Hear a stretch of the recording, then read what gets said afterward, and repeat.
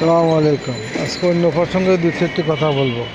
দেখেন রাস্তায় পানি, বাড়ি দিতেছে, কোটি কোটি টাকা খরচ করে বাড়ি করতেছে এসব বাড়ির লোকেরা, অথচ বাড়ির এই গেটের সাথেই ভিতরে আমার পরামর্শ অনুযায়ী সেটা হলো ড্রেন থাকা উচিত ছিল, যেন পানি রাস্তায় না আসে।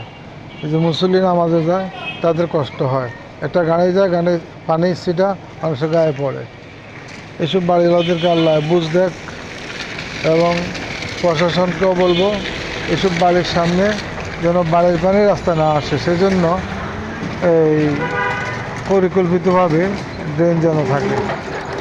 এই ড্রেন না থাকার কারণে এই দেখেন সচক্ষে গাড়ি যাচ্ছে এবং গাড়ির থেকে পানির ছিটে আসতেছে, এবং বাড়ির থেকে পানি কিভাবে আসতেছে, অথচ তাদের ড্রেন নেই। তারা বাড়ি পরিষ্কার করবে, ভালো কথা, পরিষ্কার পরিচ্ছন্নতা ইমানের অঙ্গ, কেন ইমানের অঙ্গ যদি মানুষের কষ্ট হয়, সেই কষ্ট কিন্তু অনেক ক্ষতির কারণ, মানুষের জন্য, দেশের জন্য।